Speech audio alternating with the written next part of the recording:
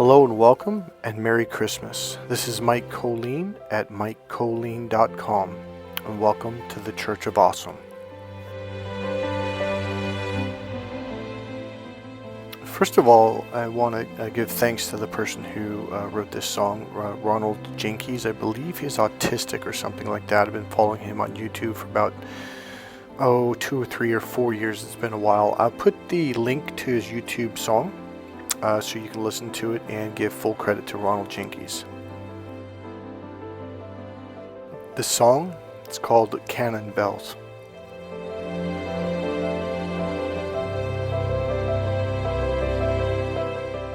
Okay, so it has been a rough year for a lot of you. I think for at least 50-60% of you, this was a better year than the year before and the year before, but in its own way, it was still a heavy year for a lot of people. For me, I've basically stepped out of the trap, out of the box.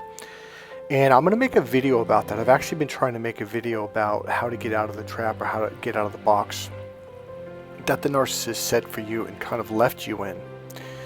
I had some revelations about 4 or 5 days ago, so I've actually been trying to make this video for 4 or 5 days. I've made videos deleted because I can't quite figure out a way to explain it to where your brain will see it from another perspective and to snap out of it.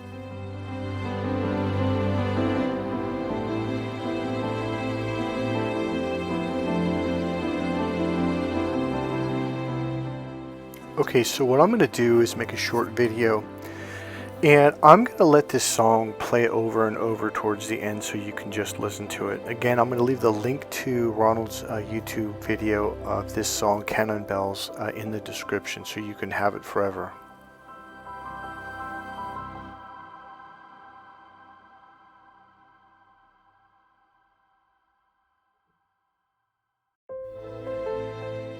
Okay, so I'm going to give a couple messages first to start this video out. The main one is this. It is Christmas time. It's December 18th right now. I'm probably going to upload this right after, maybe tomorrow the 19th. So this is a little bit of a warning. I don't want you to be too concerned about it, but just realize and remember, narcissists come back around during the holiday seasons. Okay, so a lot of them will, get vacation from work, or they come home for Christmas holidays, vacation, etc., and they will look you up. Or if they don't go home and the people they're dating at the time leave them and go home, then now they're free, and so then they will again look you up. We know how narcissists work. And another aspect is they will also start to feel lonely, as most people do, and they feel sad. Holidays can bring up good and or sad feelings depending on your situation. So what I want you to do is, I want you to do this. I want you to write down a lot of the things they did that hurt you really bad. Now the reason why I'm doing this, I learned this, I can't remember where I learned this. Probably was an NLP training, might have been psychology class. But what happens is when we're in love with someone or we miss someone, we tend to forget all the bad things they did to us, and then you let them back into your world, and then they do the same things and they hurt you again, and you cry to your friends like, why do I always do this? Why do I always bother? And they're like, well, I don't know. And they're looking at you like, dude, look at all the bad things you did. Well, if you've ever been there, you literally forget what they do, or you overlook it to the extent that it's almost as if you forgot it. So one of the things I want you to do is write down the bad things they did, at least 10 of them or more, and write down how that hurt. Where did you feel it? Was it in your stomach? Was it in your heart? Did it sting? Did it burn? Was it shame? Was it guilt? Was it fear? Was it anger? What happened? And then read that. And so when they come back and they text you or they call you, read that, and then you'll be like, oh yeah, I remember why I blocked this person out of my life. And another thing that they're relying on is that it is the holiday seasons and that you're alone and that you've been hurt, and they're hoping that you're going to take them back. Just like the image says, never refriend or refamily a person who tried to destroy your character, your money, or your relationships. A snake only sheds its skin to be a bigger snake. They become more powerful, and they figure out better ways to hurt you, to suck you in. So say no. Slam the door, block the new number they called you from, whatever. Just block them. Say nope. Now, I know for some of you this may not be an easy thing because the last 3+ years have been very hard, very lonely. And right now it's probably even more lonely during the Christmas holidays. It's winter, the sun's down, it's cold, and you want to be with someone.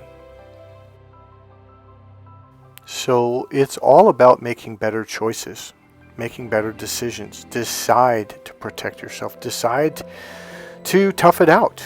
You know, it will reward you in the long run. And I don't really mean like 5-10 years, but I mean within the next couple of months, maybe even the next couple of weeks. You won't get hurt. You won't get damaged again. And you'll feel, now here's the thing. When you start protecting your inner self, it's like you're protecting this being, call it the Spirit of God inside you. And when you protect it, it connects with you, and now your intuition goes up. And that being inside you starts to feel good. Call it your inner child, call it your inner spirit, call it your connection with God. All I know is when you begin to protect that inner being, something happens. I know because it happened to me. The more consistent you are, the more it begins to trust you. And that is what this journey is all about. A lot of people ask, like, you know, why am I here? What's my purpose? I will tell you one of the greatest parts of your purpose is to reconnect with you, which means you have to protect yourself. You have to walk away from bad people. You have to walk away from people who hurt you, shame you, play mind games, etc. You have to block those people. Why? Because there's like an inner child. It's like an infant. It's very sensitive. It's your emotions, it's your feelings, it's your intuition. When it starts to realize that you are protecting it, it will then begin to communicate to you. And that's what, like, all of a sudden, your intuition turns on and you know things. You're like, how do I know this? Like, you're like, oh, I got to get out of here. Like, well, why? It doesn't matter. You just trust it and you go with it. You start to listen to it. See, when you protect that inner being, all of a sudden it starts to feel good. All of a sudden it clears up. It finds clarity. So when you start to protect it, it starts to realize, like, oh, you finally realize that I'm here. And you build up what I call the Great Wall of China. So now that it's in a safe space inside you, now it can do its job. And that is why a lot of you are like, well, what do you mean intuition? Like, I'm not really like getting that. It's because you're not protecting yourself. You're not thinking good thoughts of yourself. You're not self-loving yourself. Self-love is just crawling in bed and crying with yourself, holding that inner being. It needs to be nurtured, loved, and protected by you. Self-love is when you protect that being inside, when you don't let other people hurt it. Self-love is when you speak well of yourself, when you say, I love you, when you say you're smart, you can do it, I believe in you. Look in the mirror and say, I love you. Look in the mirror and say, I believe in you. We, keyword we, can do this. Something inside starts to feel good, and all of a sudden you start to feel good inside. You start to feel good about yourself. And all of a sudden, when someone comes along and they try to hurt you, manipulate you, play mind games, number one, you see it a lot faster and a lot clearer. Number two, you start walking away from that stuff and you start realizing, like this isn't worth it. And then that thing, that being inside, that child or the Spirit of God within, starts to trust you more. It starts to, like, it's a sigh of relief. A breath just comes in. Oh, it's like finally.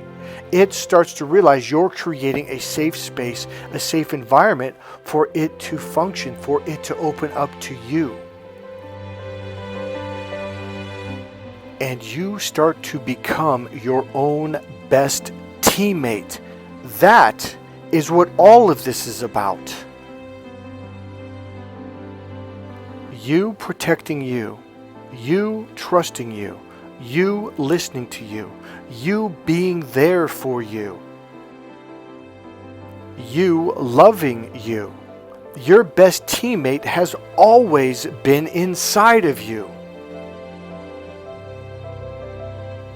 When you start to love yourself more than anyone else on the planet could ever love you, you will never need another person's love.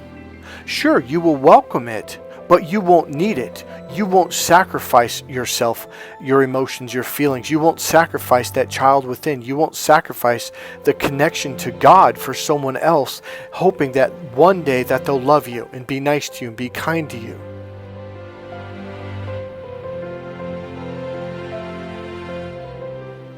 And all of a sudden, the narcissist abuse ends. It just goes away because you won't allow it. You're like, nah, sorry, not falling for that again. And slowly but surely, you start to connect with people that love themselves. Because people that love themselves love others.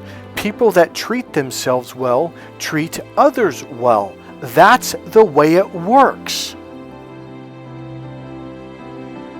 See, if you don't know how to love yourself, to be compassionate to yourself, to be kind to yourself, to say good things to yourself, you can't do that to others. It's not physically possible. You don't have the skill set. And yes, it is a skill set that you have to develop, learn, and grow from.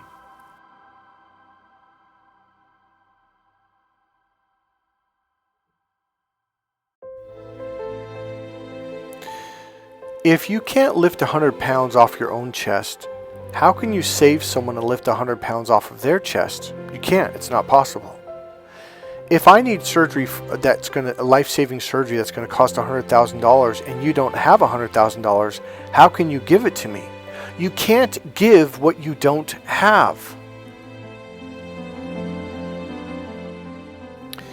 If you learn how to love yourself, if you have that ability, now you can love your child, your wife, your neighbor. If you have compassion for yourself, now you can have compassion for others.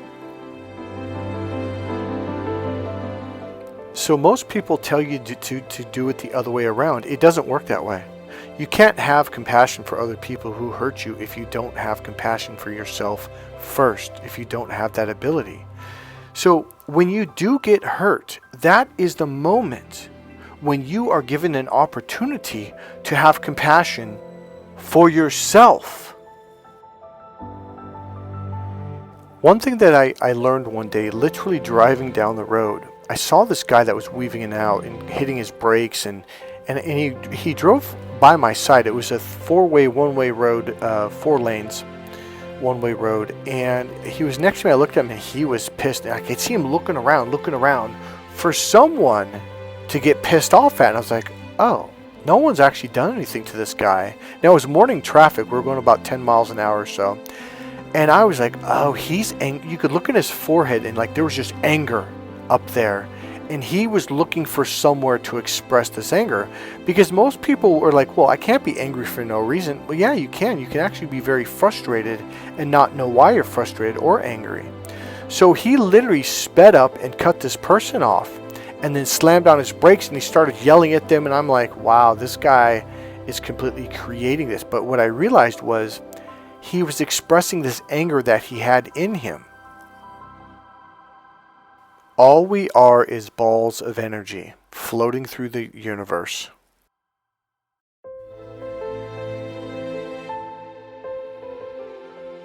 When I started to realize in that moment, wait a minute, that energy is inside us. It's around our body. It's in our forehead. It's in our throat. It's in our heart. Anger, frustration, guilt, shame. And what happens is we try to project it onto other people. What I started doing is, wait a minute, this is my energy. No wonder why people around me get angry and then get angry at me. No wonder why people this or that. So the more I healed myself, all of a sudden the people around me started being more compassionate. The more loving I became, all of a sudden going to the grocery store, people were kinder to me. I'm like, what's going on here? Now, this wasn't an overnight process by any means. But it was a really, and has been and is a wonderful, wonderful journey. It's like, I started to become really aware. Whenever I was in a really good mood and my energy was really good, the people around me started reflecting that. Because you got to understand, okay, if you jump into a pool of cold water, what are you going to feel? You're going to feel cold.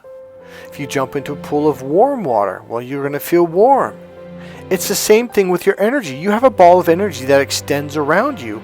So when you walk into a room or interact with people, they feel that energy. So you have to become the master of making yourself feel good.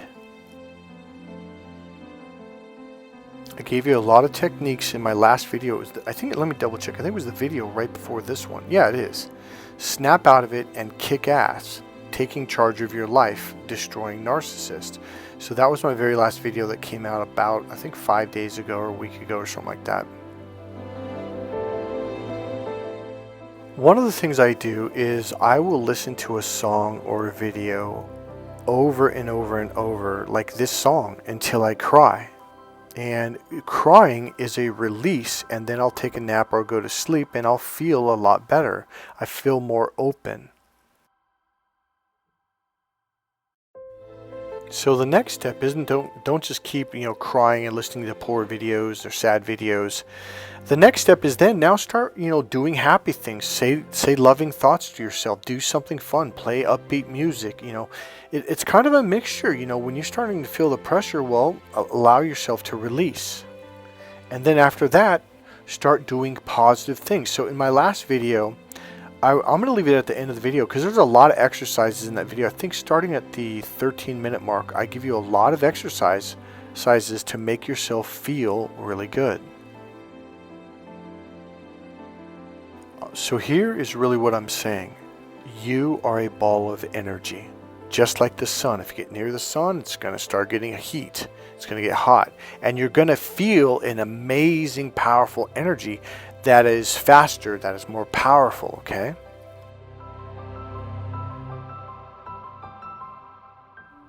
So the more you work with this, the more you do healing work, the more you do these exercises in that video, I'm going to leave at the end, the snap out of it video and kick ass, the more you start to create your own energy. And by doing this, you create your world. You are the creator of your own universe.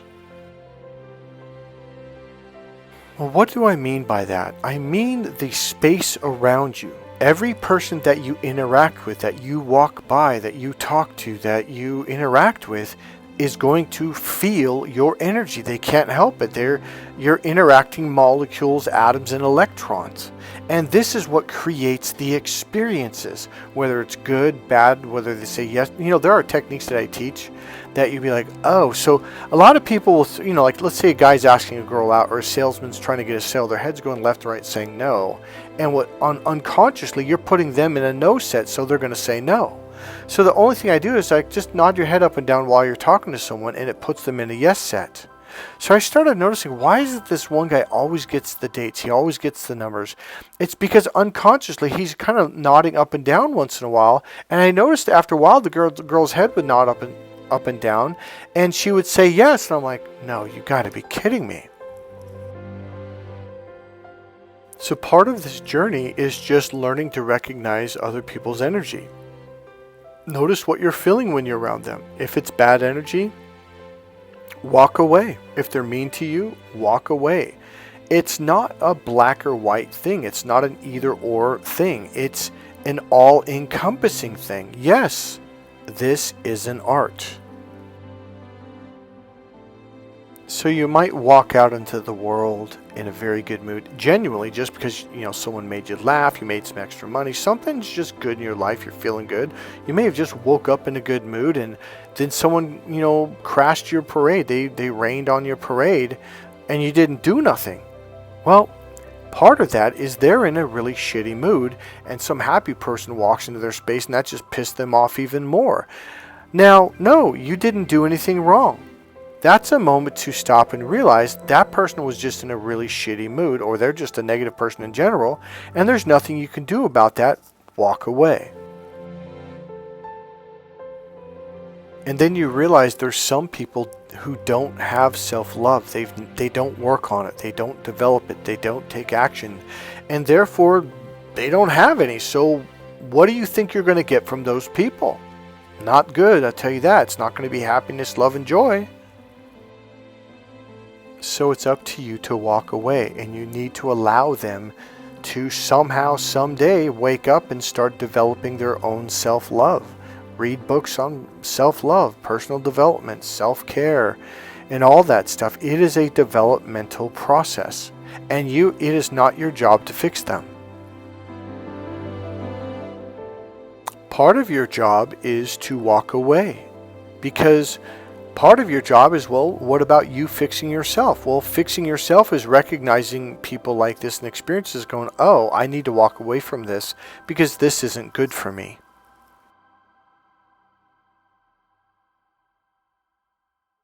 And slowly but surely, your life becomes better and better and better, and you begin to circle up and up and up, and your energy level begins to rise, and things begin to become more smoother. Things start falling into place, and that is the goal. You know, I just watched a video the other day, and it was saying sometimes when people really love you, they hurt you because they don't feel good about themselves. They don't feel worthy. They don't, etc. But they love you very much. So what you end up receiving is massive pain. They're just mean to you. They hurt you. They belittle you. They talk behind your back. It's because they don't, either A, they don't feel worthy, and B, these are the only techniques that they have. They got a bunch of tools that they've developed over the years, and they got really good at hurting people. So when they love someone, guess what they do? They hurt you. Because those are the only tools that they have. That's the only awareness that they have. So they don't have anything else but that. So do you understand why it's so important to learn and develop self-love and self-compassion? So now you can do this for other people. Which means you need to walk away from people that hurt you, because you cannot put self-love in them. They have to make a decision someday, and they make that decision a lot faster when you walk away from them. When enough people walk away from someone, they realize, like, wait, these tools are not working. They're not getting me what I really want. Because believe it or not, this is what especially narcissists believe. They're like, well, if I hurt people, then they're going to stick around. That's their way of getting love, is by damaging people to the extent that that person can't stand on their own feet, to where that person relies on them. This is their skill set. This is their set of tools.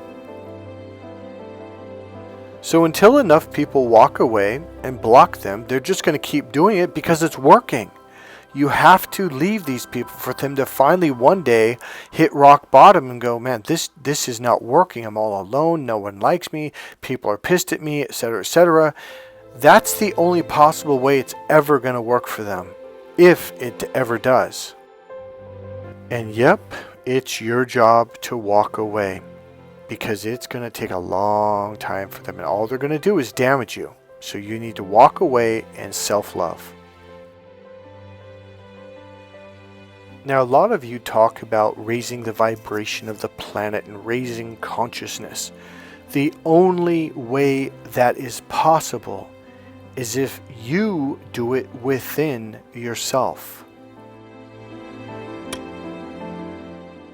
Self-love, self-compassion, when you truly develop this within yourself, you just raise the consciousness of the planet. You raise the vibration within your ball of energy. Now you're walking around affecting people. Not by saying, oh, you need to do this, or I'm going to fix this narcissist. No, that is the external way, and the external way does not work. It is always done internally, inside you. And then the next key, you need to allow them to go through their process, which may be a very stumbling, bumbling, fumbling, very painful process. You have to allow them to learn, grow, and develop in their own way, which means letting go of mean people. And here's the good thing. The people around you, even if you go to another state, another city, another country, they'll feel that energy, and they'll begin to recognize it more and more within themselves, and they'll be able to connect with it more and more inside themselves. It's like a light that shows them the way back to themselves. It's an unconscious process, but when it happens enough times, they start to recognize something inside themselves and they start to do the deep search. You ever hear those stories about people that meditate for decades, and they go to temple and they do all this metaphysical stuff, and they pray and they pray, and they do, these long journeys and painful walks on their knees, etc., etc. And then they finally, at the very end, they go to Tibet, or they go to another country, and they climb this mountain. It's in this 10 degrees below zero with 20-mile-an-hour winds, or 15 degrees below zero, and it's harrowing. It's dangerous. But they're trying to find themselves. And there's this Buddhist monk on top of this mountain in this cave. And when they finally get there and they walk in, there's a warm fire going, and it's inside the cave, and the entryway's got a covering, and the monk welcomes them in, and it's like, how can I help you? And they're like, I'm trying to find myself. And the monk smiles and looks at them. He goes, and he points right at them at their chest area and goes, you right there. They're like, but how do I find myself? He goes, you right there. So when I went through my 6-month awakening when I was 28 years old, the first day when I woke up in that morning, I was like, everything changed. But I didn't know what this was, but man, did it feel great. And something told me to get up and go to the mirror in the bathroom, and I looked at myself, and it's like I looked at my eyes, crystal clear blue eyes, and I fell in love with my eyes. I fell in love with what was going on inside. And in that moment, I started laughing hysterically because, you have to understand, I was that guy that was meditating. In fact, here's the deal. I had just done a 2-week meditation for like 8 to 16 hours every day.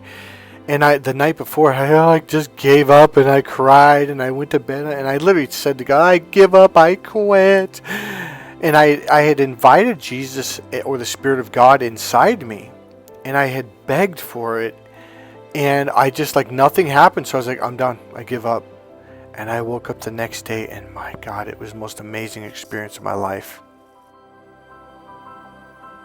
I remember laughing and looking in the mirror, and I saw myself. I go, I'm right here. I've always been right here. I was looking out there. I live in California, so we have rolling hills. So I was that guy climbing the hills at midnight, praying to God, crying out to God. And it was just, you're looking in the wrong direction. Look inside. Look within. So there I am, laughing hysterically. And it's like, I'm right here. I've always been right here. So my whole life changed from that point forward. I realized, I am me. This is who I am, and this is where I am, and this is where I'm at in life. And from this point forward, you begin to create your life. So that first morning of my awakening, I went to my mom, my sister, my friends, and I was laughing. What's so funny? And I was trying to explain it to them, but no one understood. Everybody was asleep, and that was the next thing. Wow, I could tell people were asleep, but I didn't quite understand why I knew that. And I even used the word asleep, and that I was awake, and I was trying to tell people I was awake, and they're like, "What are you talking about?" And I would just laugh hysterically over and over. It was an amazing experience. So I'm going to leave this at this. Make your Christmas a Merry Christmas, even if that just means crawling up in bed with a sad song and crying, okay? You've got to start nurturing yourself. You've got to start loving yourself. If you're wondering, well, why do those people always have good luck? Because they love themselves. They take time aside. They say good things to themselves, etc., etc. God bless you guys. Merry, Merry Christmas. I love you guys. I really, really do. I care about you very much. I hope you like this video. Go ahead and click subscribe, click the like button, make a comment, and if you want, go ahead and make a donation. There's a PayPal link right there in the description box. God bless you guys.